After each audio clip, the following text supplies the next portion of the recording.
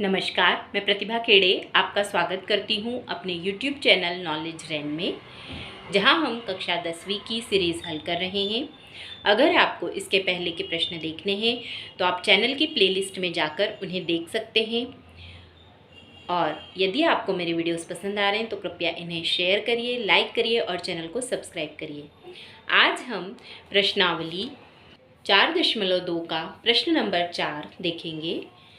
दो क्रमागत धनात्मक पूर्णांक ज्ञात कीजिए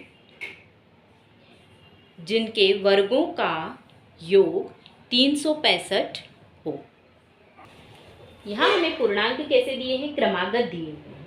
क्रमागत मतलब होता है एक के बाद एक आने वाले। जैसे यदि 2 है, 2 के बाद क्या आता है? 3 आता है, ये क्रमागत हो गए। 5 और 6 क्रमागत पूर्णांक है। 10, 11 क्रमागत पूर्णांक है, एक के बाद एक आने वाले। तो यहाँ क्या बोल रहा है? दो क्रमागत धनात्मक पूर्णांक ज्ञात कीजिए जिनके वर्गों का योग कितना है? 365 है। तो हम क्या करते हैं? माना कि एक पूर्णांक x है। यदि एक पूर्णांक x है तो दूसरा क्या हो जाएगा? तो दूसरा x धन 1 होगा।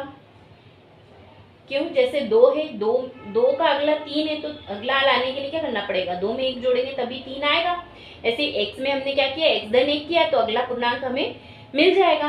अब वो क्या बोल रहा है प्रश्न में कि जिनके वर्गों का योग 365 है, मतलब इन दोनों के वर्गों को वर्ग करके और दोनों का योग करने पर कितना आ रहा है? 365 आ रहा है। प्रश्नानुसार x का भी वर्ग करें हम और x धन 1 का भी वर्ग करें और दोनों को वर्ग करके क्या कर दें? जोड़ दें, तो कितना मिल रहा है? 365 मिल रहा है। अब यहाँ पर देखें तो इस वर्ग को खोलने के लिए हमें सर्वसमीका a धन b की घात 2 का प्रयोग करना पड़ेगा, जो होती है a की घात 2 धन 2ab धन b की घात 2। पिछले प्रश्नों में भी हम इसका उपयोग कर चुके हैं। अब यहाँ पर देखें तो हमें प्रश्न में क्या दिया है? x धन 1 दिया है। a धन b की घात 2 की जगह हमें क्या दिया हुआ है? x धन 1 दिया हुआ है। तो जहां जहां a लिखा है वहां क्या रख देंगे? हम x रख देंगे, और जहां जहां b लिखा है वहां पर क्या रख देंगे? 1 रख देंगे। तो यहाँ आ जाएगा x की घात 2 धन a की घात 2 है तो हम क्या लिखेंगे? x की घात 2 धन 2 की जगह तो 2 ही आएगा, a की जगह क्या आ जाएगा? x आ जाएगा, b की जगह आ जाएगा 1 धन b की घात 2 मतलब 1 की घात 2 बराबर 365। अब यहाँ देखें x की घात 2 धन x की घात 2 धन 2 में 1 का गुणा करें तो 2x धन 1 की घात 2 कितना आ जाएगा? 1 आ जाएगा बराबर 365। अब इस 365 को उठाकर भी हम इस तरफ ले आते हैं, पक्षांतर कर देते हैं, तो ये धन में है, इस तरफ आकर क्या मिल जाएगा? ऋण में हो जाएगा। ये दोनों क्या हो जाएंगे? जुड़ जाएंगे, तो कितना आ जाएगा? 2x की घात 2 धन 2x धन 1, और इसको हम उठाकर इधर लाते हैं तो ये ऋण 365 बराबर 0। अब देखें तो ये आ गया हमारे पास 2x की घात 2 धन 2x, 1 में से 365 घटेगा, कितना आ जाएगा? ऋण 364 बराबर 0। अब यहाँ पर हमें क्या करना है? देखें तो यहाँ पर भी 2 है, यहाँ 2 है, और ये भी 2 के पहाड़े से इसमें 2 से इसमें भी भाग लगता है। तो हम क्या करते हैं? पूरे समीकरण को 2 से भाग लगा देते हैं, तो क्या आ जाएगा? x की घात 2 धन x ऋण, इसमें 2 से भाग लगाएंगे, कितना आ जाएगा? 2 एकम 2, 2 अट्ठी 16 और 2 दूनी 4। अब हमें 182 को ऐसे दो भागों में तोड़ना पड़ेगा जिनका गुणा करने पर 182 आए और जोड़ने और घटाने पर कितना आ जाए? 1 आ जाए। बीच वाला पद 1 है क्योंकि, तो इसके लिए क्या करते हैं? हम 182 के गुणनखंड कर देते हैं। कितना आ जाएगा? 2 नाम 18, 2 एकम 2, इसमें फिर जाएगा 7 से, 7 एकम 7, 7 तिया 21 और 13 एकम 13। यहाँ हमें इसके गुणनखंड मिल गए 2 गुणित 7 गुणित 13। अब देखें हमें कैसा नंबर चाहिए कि जिनको जोड़ने घटाने पे हमारे पास क्या आ जाए? 1 आ जाए। तो इन दोनों का गुणा करो, कितना आता है? 7 दूनी 14 और ये 13, तो 14 में से हम 13 घटाएंगे, इन दोनों का गुणा करेंगे तो 182 आएगा, और 14 में से 13 घटाएंगे तो कितना आ जाएगा? 1 आ जाएगा। तो ये हमारे गुणनखंड हो जाएंगे। x की घात 2 धन 14x ऋण 13x और ऋण 182 बराबर 0। जब नंबर बड़े बड़े दिए हों तो इस तरह गुणनखंड करके हमें इनके टुकड़े करना पड़ेंगे। अब यहाँ देखें, 2 की जोड़ी बना लेंगे। 2 की जोड़ी बना लेंगे तो इन दोनों में से क्या कॉमन आ रहा है, x आ रहा है, x धन 14, और इन दोनों में से क्या कॉमन आ रहा है, 13 कॉमन आ रहा है। तो यहाँ आ जाएगा x धन 14, क्योंकि ये ऋण और ऋण कॉमन लिया तो धन में बदल जाएगा। ये आ गया हमारे पास x धन 14। अब हम क्या करेंगे, इन दोनों को एक ब्रैकेट में लिख लेते हैं, x धन 14, और इन दोनों को एक साथ लिख लेते हैं, x ऋण 13 बराबर 0। इस तरफ कर लेते हैं। ये दोनों अलग अलग काय के बराबर हो जाएंगे, 0 के बराबर। x धन 14 को हम 0 के बराबर रखेंगे तो x बराबर हमें क्या मिल जाएगा, ऋण 14। और जब x ऋण 13 को हम 0 के बराबर रखेंगे तो x बराबर हमें क्या मिल जाएगा, 13 मिल जाएगा। लेकिन यहाँ पर वो बात धनात्मक पूर्णांक की कर रहा है, जबकि ये उत्तर में ऋणात्मक मिल रहा है, तो ये हो जाएगा अमान्य। ये तो सही हो ही नहीं सकता है। तो एक पूर्णांक हमें मिला 13, तो अगला पूर्णांक क्या हो जाएगा, एक पूर्णांक हमको मिल गया है 13, और प्रश्न में ही उसने बोला है कि पूर्णांक कैसे हैं, क्रमागत एक के बाद एक आने वाले, 13 में एक जोड़ देंगे तो दूसरा पूर्णांक हमें क्या मिल जाएगा, दूसरा पूर्णांक मिल जाएगा 13 धन 1 बराबर 14। तो ये हमारे पास इसका आंसर होगा। अगला प्रश्न देखें, प्रश्न नंबर 5। एक समकोण त्रिभुज की ऊंचाई इसके आधार से 7 सेंटीमीटर कम है। यदि कर्ण 13 सेंटीमीटर हो तो अन्य 2 भुजाएं ज्ञात कीजिए। अब हमें पता है समकोण त्रिभुज कुछ इस तरह से होता है, जिसमें ये कोण होता है 90 अंश का, ये होता है इसका क्या होता है, ये कर्ण होता है सबसे बड़ी भुजा, ये होता है आधार, और ये होता है लंब या ऊंचाई। तो कर्ण तो हमें उसने दे रखा है प्रश्न में 13 सेंटीमीटर। अब यह आधार यदि हम मान ले कि x है और ऊंचाई ये ऊंचाई है ना, तो एक समकोण त्रिभुज की ऊंचाई इसके आधार से 7 सेंटीमीटर कम है। ये क्या बोल रहा है कि इसकी जो ऊंचाई है वो आधार से कितनी कम है, 7 सेंटीमीटर कम है। तो इसको कैसे करेंगे, माना कि समकोण त्रिभुज का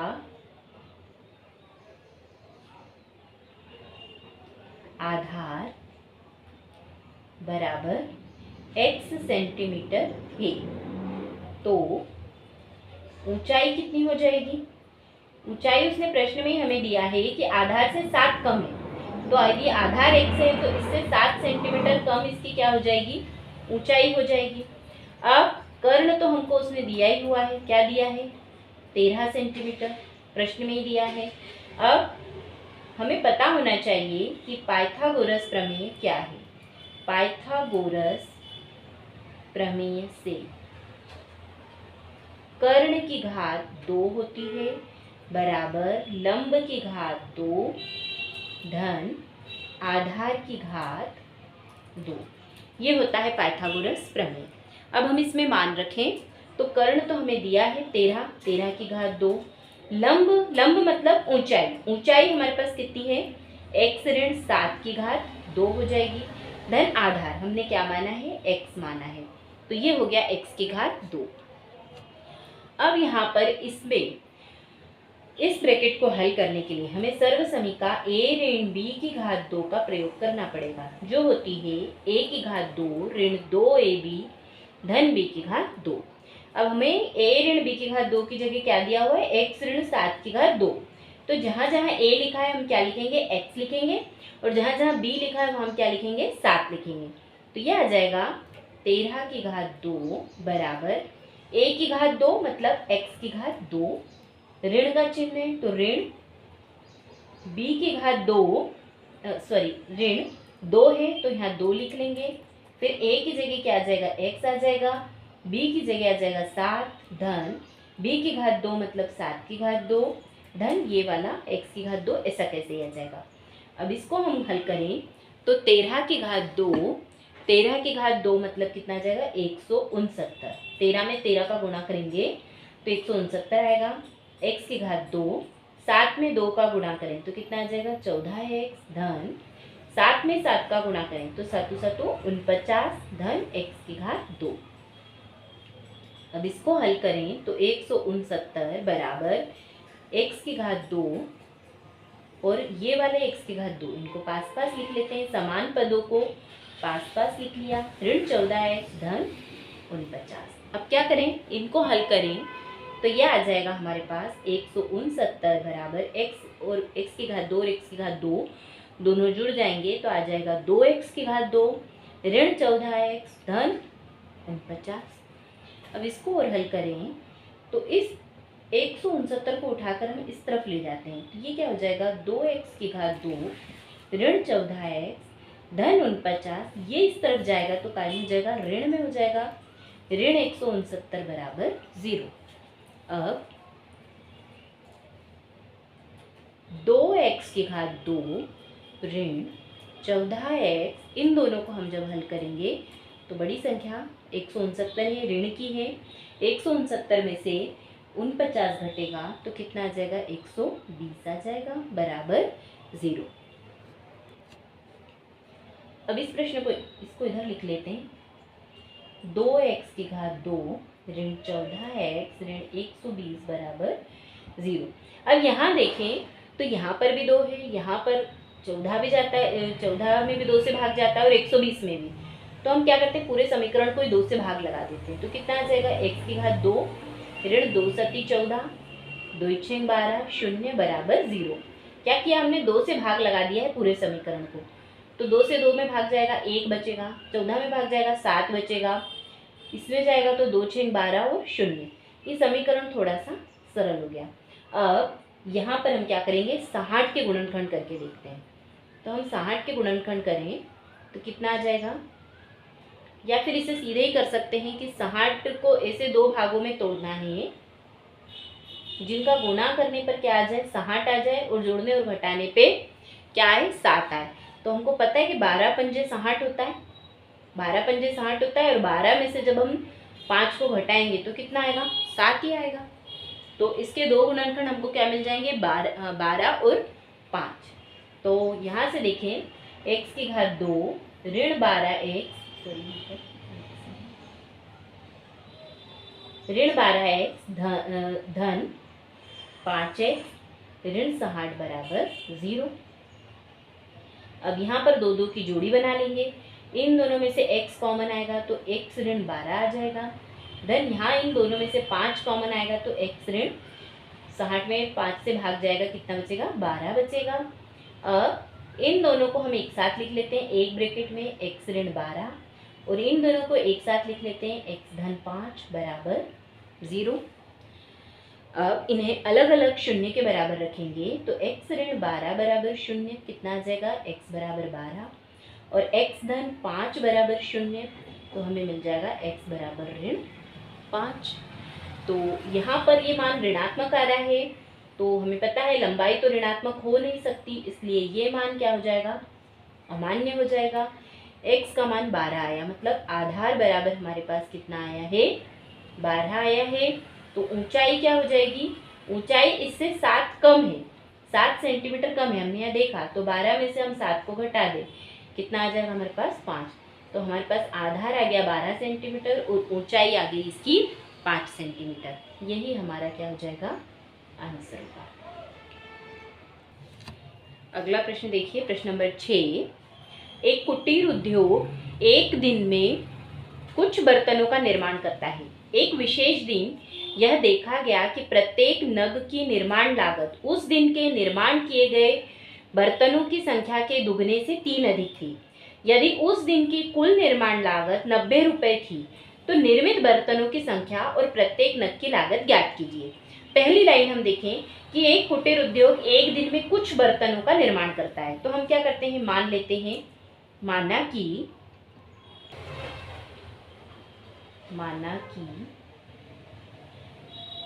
एक दिन में कुछ बर्तनों का निर्माण करता है। तो माना कि एक दिन में x बर्तनों का निर्माण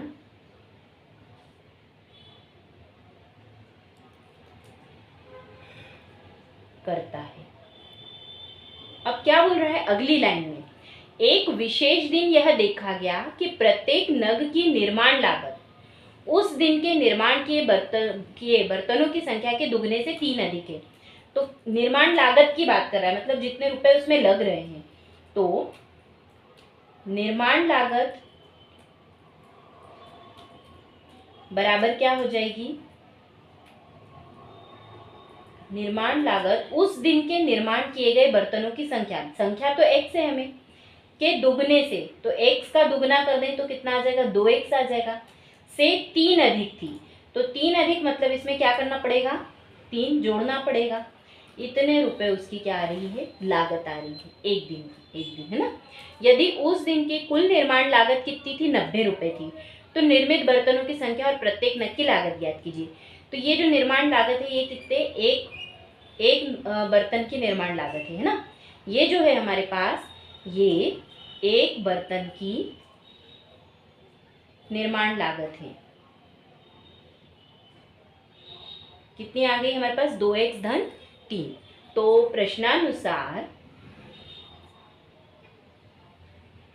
अब हमें पता है, जैसे कि हम एक पेन खरीदने गए, तो यदि 2 पेन ली हमने, चलो 2 पेन है और 5 रुपए की आई, तो इन दोनों को हम गुणा कर देंगे तो कुल कीमत निकल जाएगी इसकी 10 रुपए। 2 पेन की कीमत, एक पेन की कीमत मान लो 5 रुपए है और 2 पेन की कीमत निकालना है, तो 2 में 5 का गुणा करेंगे तो दोनों पेन की कीमत हमें मिल जाएगी। ऐसे ही बर्तनों की संख्या कितनी है, x है, और एक बर्तन की निर्माण लागत कितनी है, 2x धन 3 है। तो इन दोनों का हम गुणा कर दें तो क्या मिल जाएगा, हमें कुल निर्माण लागत मिल जाएगी। तो हम x का गुणा कर दें 2x धन 3 में, तो हमें क्या मिल जाएगी, इसकी कुल निर्माण लागत मिल जाएगी, कितनी मिल जाएगी, 90 रुपए। अब इस समीकरण को, इसको हम हल करके क्या निकाल लेंगे, समीकरण का, वर्ग समीकरण का मान। तो इसको हल करें तो x का गुणा होगा पहले 2x में, फिर x का गुणा होगा काय में, 3 में। तो x का गुणा 2x में होगा तो कितना आ जाएगा हमारे पास, 2x की घात 2 धन x का गुणा 3 में होगा तो कितना आ जाएगा, 3x बराबर 90। अब 90 को इस तरफ उठाकर पक्षांतर कर देते हैं तो ये हो जाएगा 2x की घात 2 धन 3x ऋण 90 बराबर 0। अब क्या करना पड़ेगा हमें, 90 के गुणनखंड करना पड़ेगा। तो यहाँ पर हम देखें, अब यहाँ देखें पहले पद में क्या है, 2 है और यहाँ 90, इन दोनों का हमको क्या करना पड़ेगा, गुणा करना पड़ेगा। तो 90 और 2 का गुणा करें तो कितना आ जाएगा, 90 दूनी 180। मतलब हमें इस 180 को ऐसे 2 भागों में तोड़ना है जिनका गुणा करने पर 180 आए और जोड़ने घटाने पर कितना आए, 3 आए। तो हम क्या करते हैं, 180 के गुणनखंड कर लेते हैं। 180 के हम गुणनखंड करेंगे, 2 नाम 18, 0, 2 चौक 8, 1, 2 पंजे 10, 3 एकम 3, 3 पंजे 15, फिर 3 से जाएगा 3 पंजे 15, फिर 5 से जाएगा 5 एकम 5। अब हमें ऐसे गुणनखंड करना है कि जोड़ने घटाने पर कितना आए हमारे पास, 3 आए। तो ये दोनों को कर लेते हैं एक साथ और इनको करें तो 2 दूनी 4, 4 तिया 12 और 5 तिया 15। इन दोनों का गुणा कितना आ जाएगा, 180, और 15 में से 12 को हम घटाएंगे तो कितना आ जाएगा हमारे पास, 3 आ जाएगा। तो ये हमारे पास इसके 2 गुणनखंड हो जाएंगे, 2x की घात 2। अब यहाँ देखें पहले क्या लिख लेते हैं, 15x लिख लेते हैं। 15x में से 12x को घटाएंगे तो कितना आ जाएगा हमारे पास, 3 आ जाएगा। इस तरह से इसके टुकड़े करेंगे। अब 2 2 की जोड़ी बना लें, ये जोड़ी बन गई। इस जोड़ी में से क्या बाहर आ जाएगा, x बाहर आएगा, अंदर बचेगा 2x धन 15। अब यहाँ इन दोनों में से क्या कॉमन आएगा, तो 6 के पहाड़े में 12 भी आता है और 90 भी आता है, तो 6 कॉमन ले लेंगे। 6 कॉमन लेंगे तो यहाँ बचेगा 6 दूनी 12 और यहाँ लगाएंगे तो 6 कम 6 और 6 पंजे 30, क्या आ जाएगा, 2x ऋण 15। ये दोनों ब्रैकेट में हमेशा समान होना चाहिए। तो यहाँ पर हमें देख रहे हैं समान संख्याएं हैं, सॉरी यहाँ पर धन का चिन्ह आएगा, ऋण बाहर लिया है तो ये धन आएगा अंदर। अब यहाँ आ जाएगा 2x धन 15 और x ऋण 6 बराबर 0। अब इस तरफ हम देखें तो अलग अलग हम इनको क्या करेंगे, शून्य के बराबर रखेंगे, इसको भी शून्य के बराबर रखेंगे और x ऋण 6 को भी शून्य के बराबर रखेंगे। तो यहाँ से x का मान कितना आ जाएगा, 2x बराबर 5 इस तरफ जाएगा, आ जाएगा ऋण 5। तो x बराबर हमारे पास आ गया ऋण 5/5। 2। और यहाँ से देखें तो x बराबर कितना आ गया 6। अब कंपनी बर्तनों का निर्माण करती तो ऋण 5/2 बर्तनों का निर्माण तो कर ही नहीं सकती, इसलिए ये क्या हो गया, अमान्य हो गया। सही उत्तर क्या आएगा इसका, x बराबर 6। तो एक दिन में बर्तनों का, कितने बर्तनों का निर्माण कर रही है वो, एक दिन में 6 बर्तनों का निर्माण कर रही है।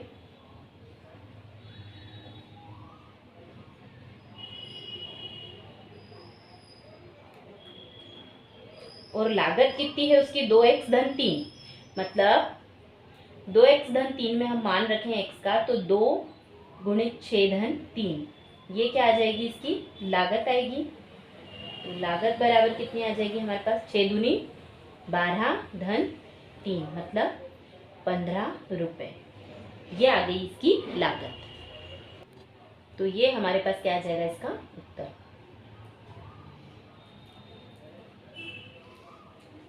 धन्यवाद, आज के लिए इतना ही। अगर आपको मेरे वीडियोस पसंद आ रहे हैं तो कृपया इन्हें शेयर करिए, लाइक करिए और चैनल को सब्सक्राइब करिए।